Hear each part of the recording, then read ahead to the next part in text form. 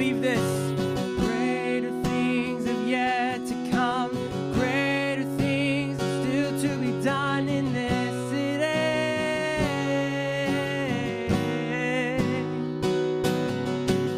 Greater things have yet to come. Greater things still to be done here.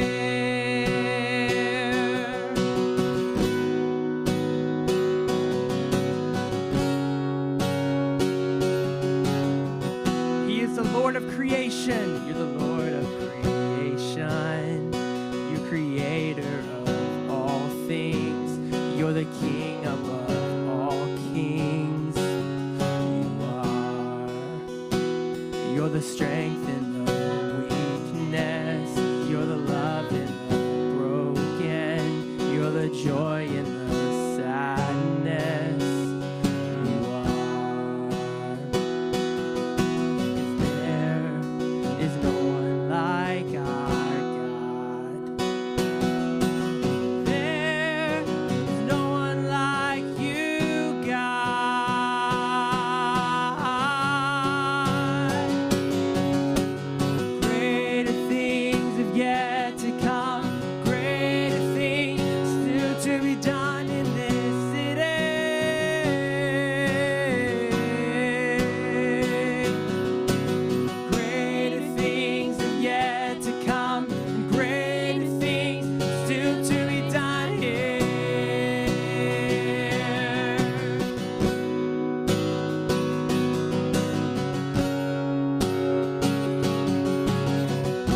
Proclaim this, ignite, sing, there is no one.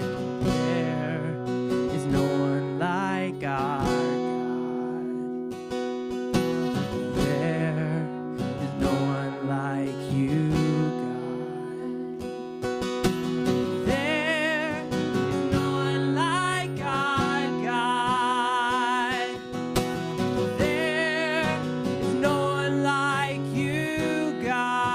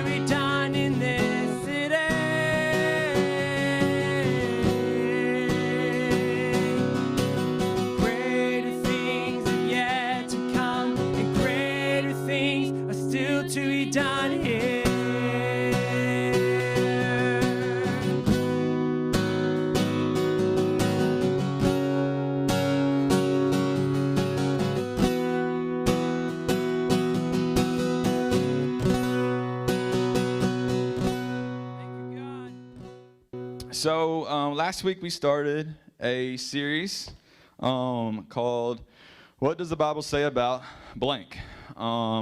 We're filling in the blank. Last week, very good, Ashton. What does the Bible say about tattoos is what we talked about last week. And I said it last week. I'm going to say it again, and I will say it every single week that we do this series.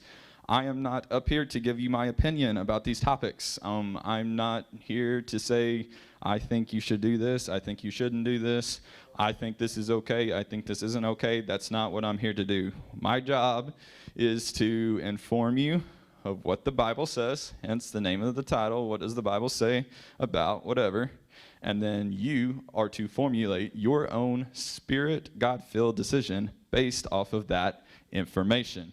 So this week we're talking about a controversial topic, very controversial. It's sometimes said to be a no-no in church to talk about this. However, I think that's why it's important to talk about it. So, and especially right now, this is the perfect time to talk about it. So today we are going to ask the question, what does the Bible say about politics? And I know y'all are probably sick and tired of hearing about politics. If you're like me, we're less than a week away from possibly, I don't know if it'll actually happen Tuesday night, but we're around a week away from naming the next president or renaming the president. Yeah, that is pretty awesome time for us to be able to talk about that, right? It's pretty perfect. And so and people go, well, you're talking to a bunch of young people, a bunch of kids basically. Why are you talking about politics? How many of y'all are at least 14 years old? You're 14 or older? 1, 2, 3. So do y'all understand that y'all are going to get to vote for the next president? If you're 14 or older, you get to vote for the next president. Because it's going to be in 4 years, and you'll be 18 years old. So you'll be eligible to vote for the next president. So that's why I want to talk about this stuff, because it's coming up closer than you think. You get to vote for the next president. That's pretty crazy. That's power is in your hand. The most powerful person in the entire world, you get to vote for that person. So I want you to kind of have some knowledge and understand kind of what's going on. So politics. Politics can get a little crazy when you talk about this, right? It's either one of those topics that you are wanting to get completely away from, or you want to get completely into it, right? You're either fully disengaged or you're fully engaged. And it doesn't matter who agrees or disagrees with you.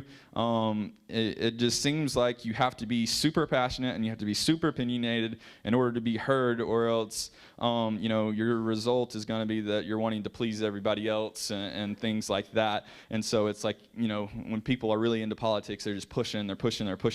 And so sometimes politics can, like I said, it's gotten kind of where it's like, okay, I'm ready for this to be done.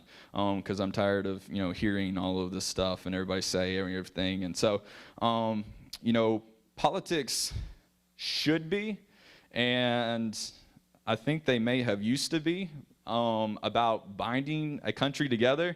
That's why they made the country the way they did. That's why they made the Constitution the way they did. It was supposed to bind us all together. It was supposed to give us the opportunity to vote and not have a dictatorship. And politics were supposed to be something good, but now it's become something that's more dividing the country rather than bringing us together, which is sad.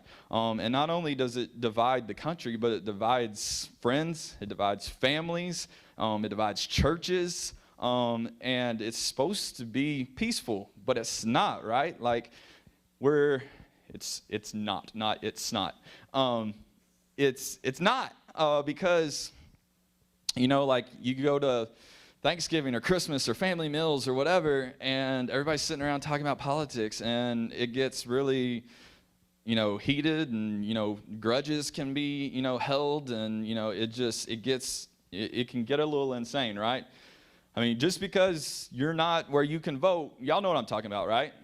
Y'all see it all over Facebook, Instagram, Twitter, whatever it is that you look at. You hear it on the news. You hear your classmates talking about it. You hear your teachers talking about it. I know you hear it. It doesn't matter how old you are. You know it's around.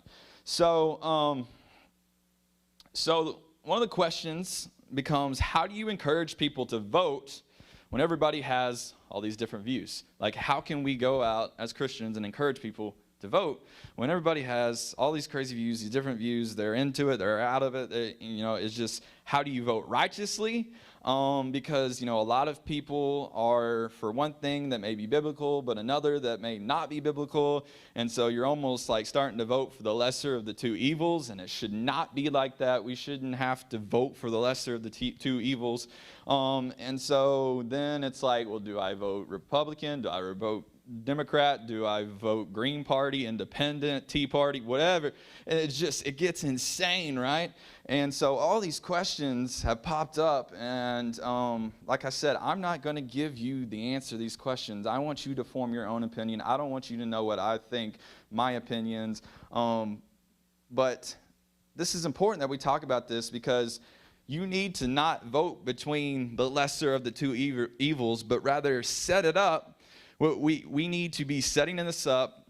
It's our job as the adults in the room, and then it will be y'all's jobs eventually to get this all set up to where our future families are going to have better opportunities, and it's going to be like, hey, you know, we're happy to vote for this person. We're happy to vote for that person.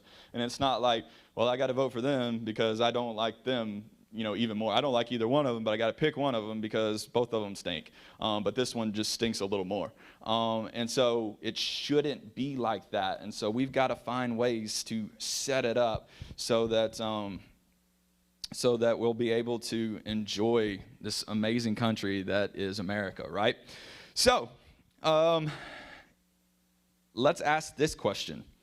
And I'm going to actually ask y'all to answer this question. Is it right or okay for us to vote for somebody that isn't saved? Like, does God or can God use somebody that is considered wicked? All right, let's go to the Bible. Isaiah 45, 1-4 says this. This is what the Lord said to Cyrus. Cyrus, he was a king. He was putting Cyrus in control. This is what the Lord said to Cyrus, his anointed one, whose right hand he will empower. Before him, mighty kings will be paralyzed with fear. Their fortress gates will be opened, never to shut again. I will go, this is the Lord talking. I will go before you, Cyrus, and level the mountains. I will smash down gates of bronze and cut through bars of iron. And I will give you treasures hidden in the darkness, which are secret riches. I will do this so you may know that I am the Lord, the God of Israel, the one who calls you by name. And why have I called you for this work? Why did I call you by the name when you did not know me? It is for the sake of Jacob, my servant, Israel, my chosen one. So the answer to that question is yes, because he already has done it in the Bible. So he used a guy that did not know him to help out his chosen people. So yes, it could possibly happen. And you go, well, why is this? Why is he having to use wicked people to execute his plans? It's because the question shouldn't be that. The question should be, why is he not using you? Why is he not using me? Why is he not using us? Which I know he can't use y'all yet because you're not old enough. But that should be the question. Is, hey, why is he not using us? Look at the mirror and say, okay, you know, God, use me to execute your plans, whatever that may be. And it may not be in elected official capacity, and we'll get to that in a minute. But yes is the answer to that question. He can use somebody that isn't saved because he's done it in the past, which means he can do it in the future if he needs to, if that's his plan. All right, so we're going to talk about two big political figures in the Bible. That's awesome. So we are going to talk about King Saul first. So we're going to look in 1 Samuel chapter 13, verses 10-14. It says this: just as Saul was finishing with the burnt offering, Samuel arrives. Samuel went out to meet and welcome him, but Samuel said, "What is this that you have done?" Saul replied, "I saw my men scattering from me, and you didn't arrive when you said you would, and the Philistines are at Michmash ready for battle. So I said, the Philistines are ready to march against us at Gilgal, and I haven't even asked for the Lord's help. So I felt compelled to offer the burnt offering myself before you came." "How foolish," Samuel exclaimed. "You have not kept the command the Lord your God gave you. Had you kept it, the Lord would have established your kingdom over Israel forever. But now your kingdom must end, for the Lord has sought out a man after his own heart. The Lord has already appointed him to be the leader of his people because you have not kept the Lord's command." So here's the thing. Going back a little before that, God told King Saul not to sacrifice this burnt offering. He said, there's this offering, do not sacrifice it. And Saul had done all of this great stuff. He had done everything. I mean, he was considered, like nowadays he would be considered a great politician. I mean, he's got all this land. I mean, he's doing really, really well. However, Samuel comes and he's supposed to get the offering, and he goes, where is it? What have you done? And Saul goes, well, I had to burn it because I had to, do what I had to do. And Samuel's like, you're a fool.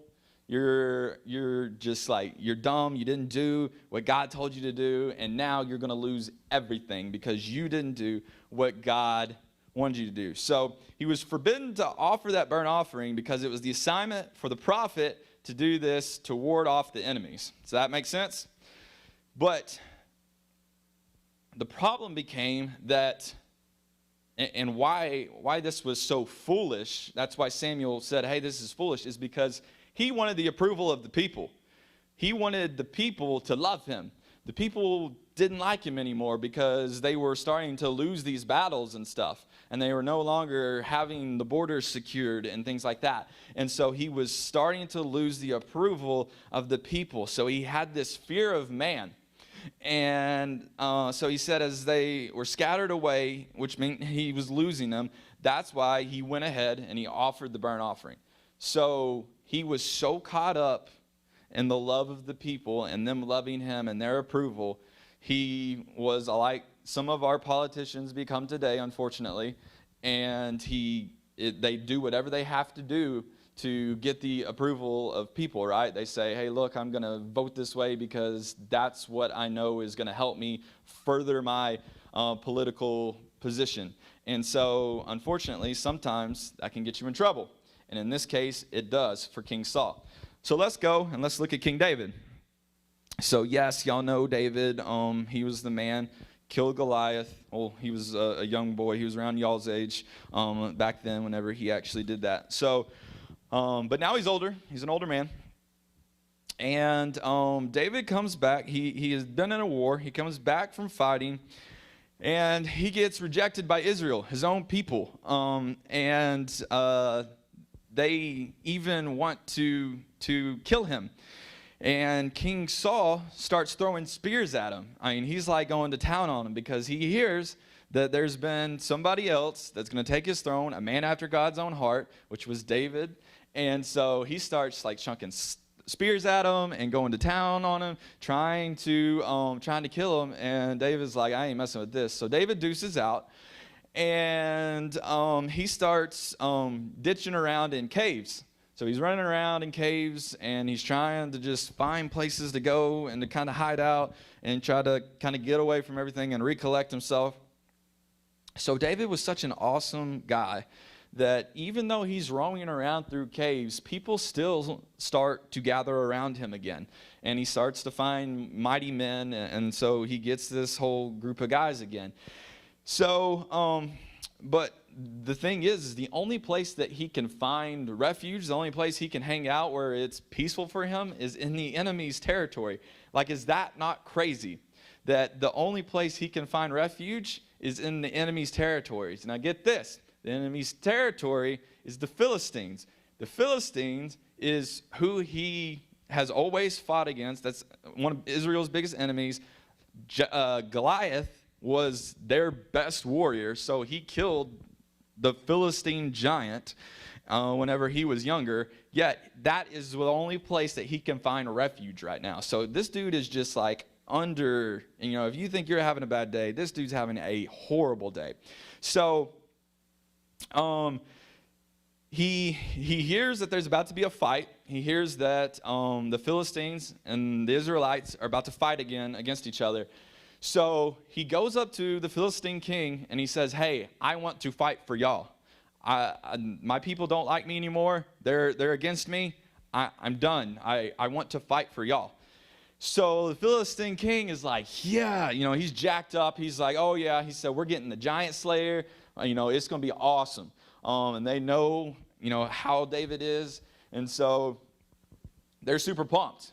However, the general goes up to the king and goes, hey, and he pulls him over the side and he goes, I don't think this is a very good idea, because as soon as we start killing all of David's family, his cousins and everybody like that, then he's going to turn against us and he's going to start killing us. And so, so he can't win it all. I mean, it's almost like when the enemy doesn't even want you, you're having a bad day, right? It's like the devil doesn't even want him almost. I mean, it's like, he didn't want to be by his people. He didn't want to be known from his enemy. Like nobody wanted his help at all. And he was the best there was. And so it was just, it's crazy. So the war ends. He goes back to Israel and he finds everything in his city has now been burned. Everybody's killed. I mean, it's like it's in ruins. So go on, flash forward a little later. David becomes king. And this little passage of scripture we're about to read shows the difference between him and Saul, and it shows David's true legacy as a king and who he really was. So 1 Samuel 30, 7-8 says, then he said to Abiathar, the priest, bring me the ephod. So Abiathar brought it. Then David asked the Lord, should I chase after this band of raiders? Will I catch them? And the Lord told him, yes, go after them. You will surely recover everything that was taken from you. Can we go back to the other one, please? Yeah. So right there in the middle. Then David asked the Lord. He did what? He asked the Lord, should I chase after him? So that's the difference between David and Saul. Saul cared about who? He cared about himself and he cared about his people. And yes, that's good, but that's all he cared about. He didn't care about what God thought. He only cared about the popular vote and the popular people and their opinions about him. Whereas David, what was the first thing he did before he made any decision? He asked the Lord. Good job, Briar. He asked the Lord, right? He said, it was just a little band of raiders. It was just a little group of, robbers, basically. And instead of just sending a couple of men after him, he goes, hey, God, should I chase after them? And God says, yes, and you'll get everything back. And sure enough, he did. So here's what I want you to get. Here's a catchy little line about this. King Saul lived for the people, whereas King David lived under the obedience of God. And it doesn't matter if you're talking about politics or not. That's what we need to do in our lives. We need to live under the obedience of God. Let's answer the question. How do we vote? What do we do? If I'm about to turn 18 and I'm going to go to the polls and I'm going to vote, how should I vote? Should I vote Democrat? Should I vote Republican? Should I vote Independent? Should I vote this? Should I vote that? What policies should I vote for? Who should I vote for? Da-da-da-da-da. Here's the thing. Just like I told you with the tattoos last week, we must pray. Pray. Pray for the politicians. Pray for the people running.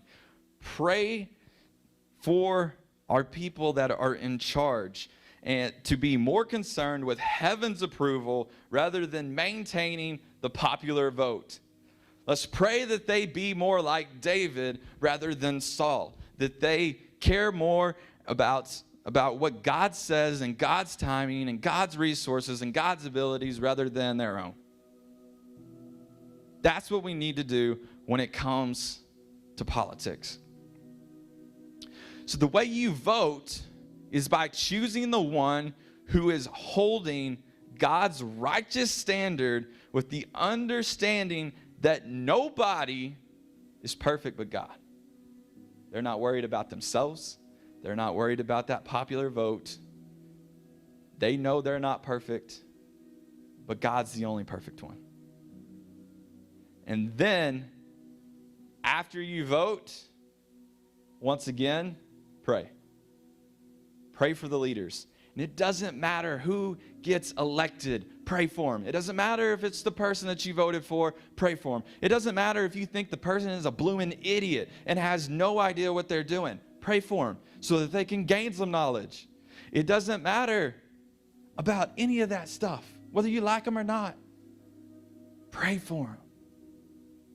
Like, they need our help. They need your help. They need my help. Because ultimately, what we do when we pray is we give them God's help. So we need to pray for them. Y'all, it's all this change. You know, they talk when political season right now, it's change, right? That's what they talk about. You know, it's, you know, hey, we're going to change this. We're going to change that. I promise if you elect me, I'm going to get this changed. I'm going to get that changed. Change starts with you and with me. It starts in the home.